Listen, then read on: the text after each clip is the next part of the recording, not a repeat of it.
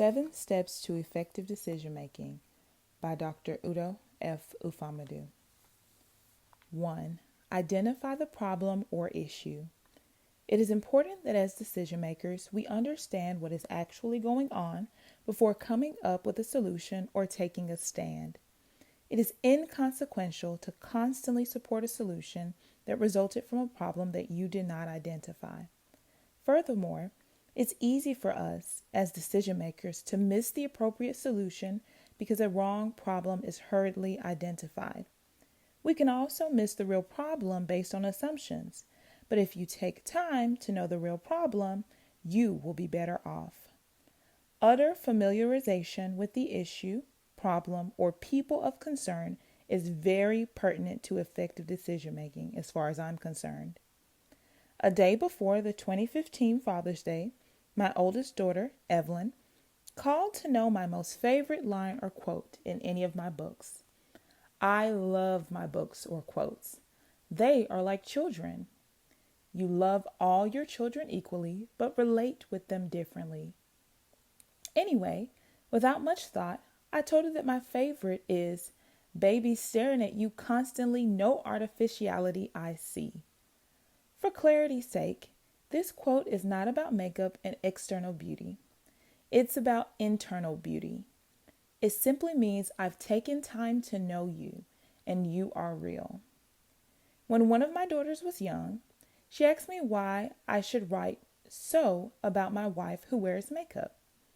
Regardless, my point is that it pays to be patient in identifying your problems and knowing the people and issues very well before coming up with a solution. If not, you could be hoodwinked, and your decision could be tainted and insignificant. Furthermore, it's pertinent to write what you are trying to solve or achieve down, and in doing so, make it plain to avoid ambiguity in the information, particularly if others may be sharing the information. The second step is prayer to God for guidance. I do not see the rationale for separating your spirituality from relevant decision. If you really do not believe in God or prayer at the moment, I will not force step 2 on you. But what I can do is pray that God deals with you in his own special way. But because the God that I serve and worship is all-knowing, it is essential that we get him involved. No decision is exceptional in terms of telling God about it. In every decision making, it is important that we remember to acknowledge him, and you'll be amazed at your decision making skills. Jesus prayed before making important decisions. Also important is the fact that Jesus prayed all night before picking 12 apostles from his disciples. What Jesus did is worthy of emulation because the people you surround yourself closely are paramount to your success or failure. Furthermore, people are the most essential of all resources in any organization. Don't rush the decision of picking your vice, assistant, secretary, spouse, or other close associates. Review this. And it came to pass those days that he went out into a mountain to pray, and continued all night in prayer to God. And when it was day, he called unto him his disciples, and of them he chose 12, whom he named apostles. He communicated to God the Father about his critical decision through prayer. Prayer gives us the opportunity to humble ourselves and go to God, who helps us in many ways. And remember, his ways will not disappoint us. The third step is collection of information. I strongly believe that once a problem or an opportunity is identified and prayed over, the next step should involve the gathering of all needed information you can get. Technologies have made this process easier, but remember that all information is not in the computer. You may have to talk to human beings to get some information that may require validation. For example, websites or Google may not have detailed information of an organization or a person or a place. You may have to meet with people or talk to a person to get all the facts. For instance, a consultant or financial planner will never divulge all their relevant information on their website. 4. Information analysis. After gathering information, a reasonable thing to do could entail that you take time to analyze the information so as to know which information is relevant to your decision. A thorough analysis may even demand that you step back and delay your decision by taking a look at the bigger picture. It is not unusual for decision makers to rush into quick decision in times of change of power, time of unproductivity, time of shortage, and time of instability. It is so because the decision makers may have more or critical decision to make, but with less time to make them. We need reference points. If a person does not have reference points, it may be hard to be effective in critical times. I'm serious here. Without a relatable reference point, one can easily make a reckless decision. I'm talking about reference points like spirituality, what the scripture says about love or treat one another, empathy, imagining how it feels to be receiving the bad treatment, positive family and cultural values. Your people will be angry at you if they discover that you hate someone or people because they are different from you. Regardless of how quick the action has to be taken, it is essential to evaluate how your action will improve people or situations in the short or long term. Do not overlook your spirituality if you are a spiritual person.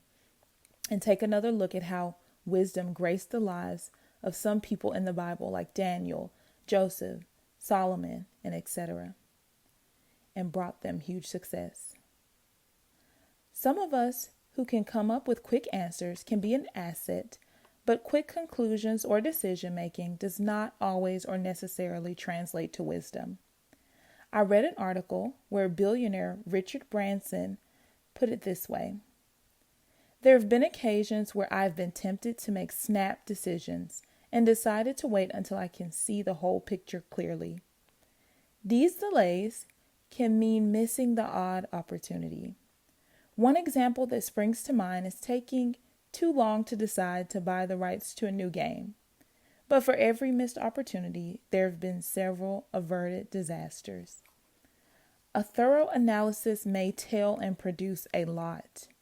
You may need to forgive someone or people before even continuing. You may require to humble yourself before you continue.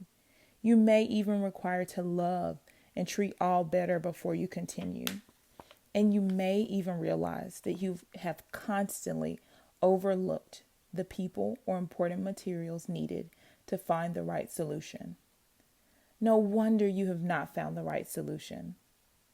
Proper analysis of information before you decide could tell a person that is about to start a business that he or she definitely needs a business plan in order to get proper financing. Information could also tell you to try the business while you keep your full-time job. Do not rush into quitting your job and forfeit income, insurance, and other benefits until you are sure that your profit is reasonable to sustain you and your family. Thorough analysis could expose you to important history of the organization, the city, the people, the employees, the management team, or other issues that are needed for better decisions. Furthermore, methodical analysis could expose you to consumer behavior in relation to the business. On a different setting, the appropriate analysis of the information before you may entail that you invoke the power of forgiveness. In my dealings with entities, I realized that lack of forgiveness has hindered effective decision making. How would you decide on these remarkable candidates looking for a job opportunity in your organization that you believe his or her family, friends, or associates wronged you in the past? How would you vote on this people-loving candidate for an office whose remarkable achievement far outweighs the mistake that's on most people's lips? In addition, this person is known for his ability to swallow pride and learn from mistakes, who is also a proven leader with the right capacities to move things in the right direction if given the opportunity. Would you still promote that individual whose contribution is enormous for your organization, but made an unreasonable remark about you? or just made a mistake in one area. It's imperative that I share this valuable information on the power of forgiveness before proceeding to the fifth step. We must optimize the power of forgiveness. This verity is applicable to everybody because we all make decisions that affect us and others. Forgiveness does not imply that you are indecisive, weak, or wishy-washy. Forgiveness, after all, does not deny people the responsibility for doing us wrong. Neither does it reduce the offense or make the wrong right. Rather, it is a leadership aptitude that enhances group or personal growth. It's a business and personal decision that helps organizations or you not to lose focus of the things that are important. It's an utter abandonment of negative feelings or vengefulness and giving God total control. It's realizing that your destiny is in God's hands. It's comprehending that wrong done to you is unlikely to stop you from becoming what you have been programmed to become. If you hold tight to unforgiveness, you are likely to take retrogressive actions where or when you're supposed to be progressive, or be reactive when you should be proactive. When we look beyond wrongs done or address it properly, we position ourselves like the biblical Joseph, whose brothers got envious and sold him to slavery. He spent years in Egypt without letting anger and hatred direct his footsteps, but reasonably focused on his God and developing his gifts.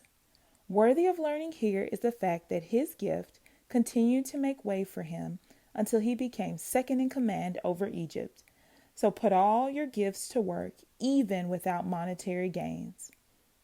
Joseph became so powerful that his brothers came before him for help. Instead of resorting to fracas, he compassionately said, "Don't be afraid of me. Am I God that I can punish you? You intended to harm me, but God intended all for good. He brought me to this position so I could save the lives of many people. No, don't be afraid. I will continue to take care of you and your children. I believe God put us in these positions to help others. That's my conviction, and I'm sticking to it. Continue to treat others right in workplaces, in schools, in churches, in volunteer positions, in hobbies, in the entire community, and care less about those who have done wrong because they may be part of the plan for your superstardom." Did you know that pride or meekness can hugely affect decisions one way or the other? I know leadership or other personal decisions that have been adversely affected because the decision makers or maker were too proud to yield because of differences like religion, fraternity, sorority, membership of other organizations, and etc. When decision makers humble themselves appropriately and focus on issues without biases, the outcome is usually significant. When we focus on what is right and not who is right, the result is always good. As far as I'm concerned, meekness is not weakness. Rather, it is a well-managed strength. It is a strength that is programmed and disciplined enough to yield when needed, so as to give way to fruitful decisions. It is restricting that natural inclination to push one's agenda forward, even when not beneficial to the group's overall goal. Meekness is not about what you wear, where you live, where you eat, what you drive, or how much a person is unjustly persecuted or pressured without saying anything. Some want you to be afraid of them rather than respect them. But respect has the tendency of getting teams to perform brilliantly and make better decisions than fear and unwarranted intimidation. Unjustified bullying and terrorization draw instability and disrespect, but love, respect, and meekness draw mercy everywhere we go. Meek people do not look down on you or undervalue you because of a difference when they make decisions. Meek people do not take credit for all the good things happening around them. Meek people are willing to reassess their goal and yield for the goodness of all concerned. Meek people do not claim to be all-knowing. Meekness is acknowledging the fact that everybody on your team is capable of making a good contribution. Even when you believe that you are better or wiser, meekness is seeing all in your organization as team members or partners with respectable gifts and talents too. Meekness is not taking all the credit or spotlight all the time. Our leadership light radiates when we concentrate less on who gets all the credit and attention, but focus more on solution and improvement for all. Check this story out. My wife and I went to a book signing at Selma University for a newly released book by Reverend James Perkins Jr., the former mayor of Selma for 8 years. As a matter of fact, I almost missed the book signing because I thought it was for the big shots, because I did not hear much about it besides the email I received. Regardless, we decided to go anyway.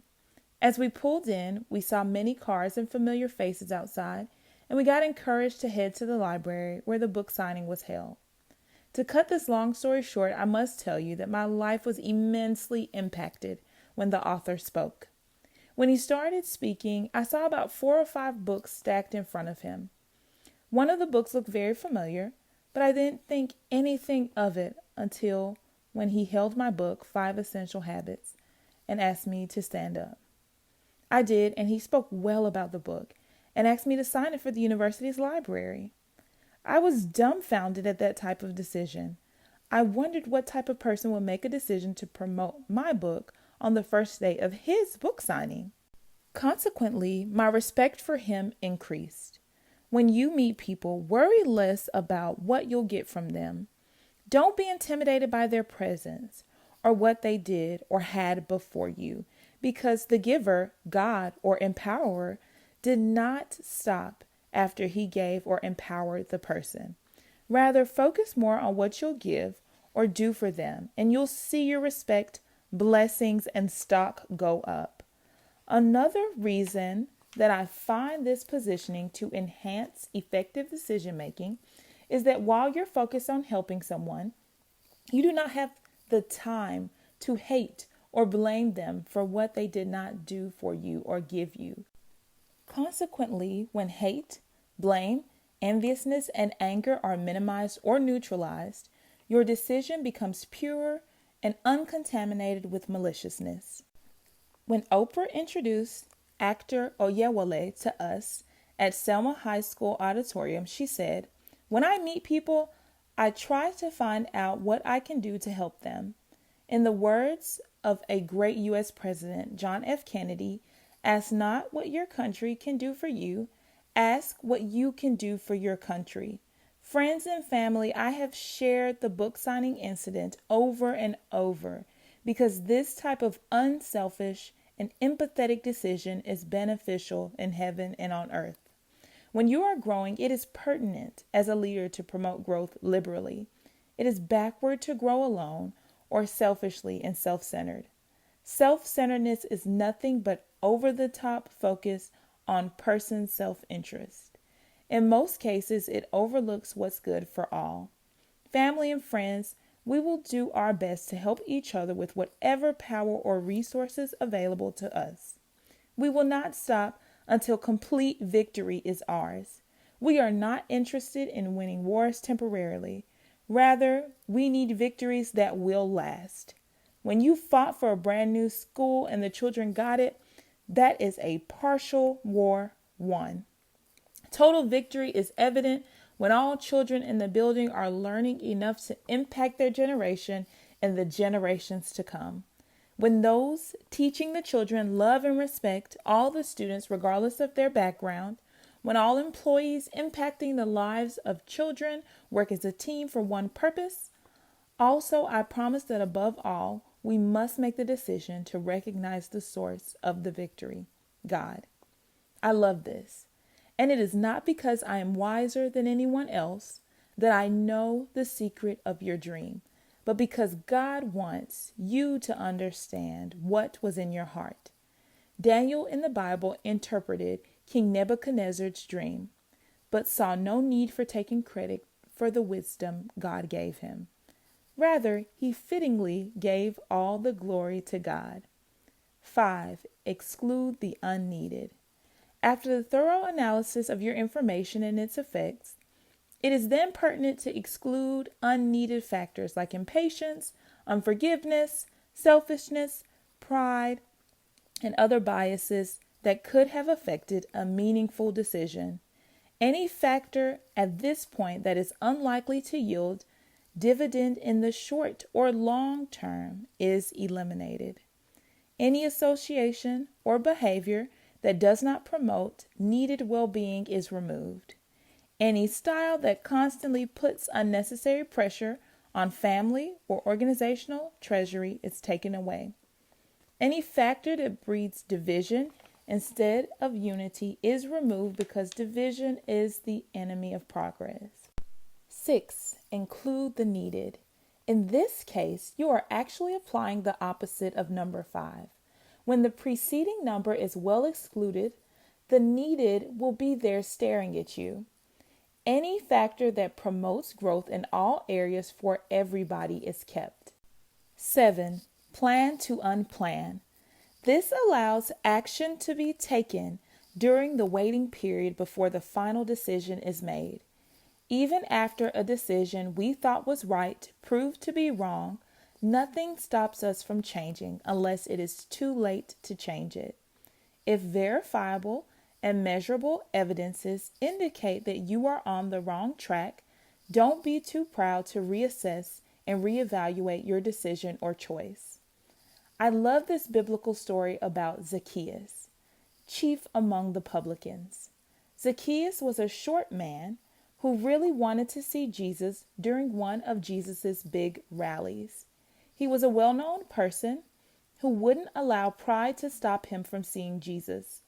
Consequently, he climbed a tree to see Jesus, and when Jesus looked up and saw him, he told Zacchaeus to come down and even invited himself to Zacchaeus' house. Exclusion of pride in our decision-making translates to huge favor. Dedication.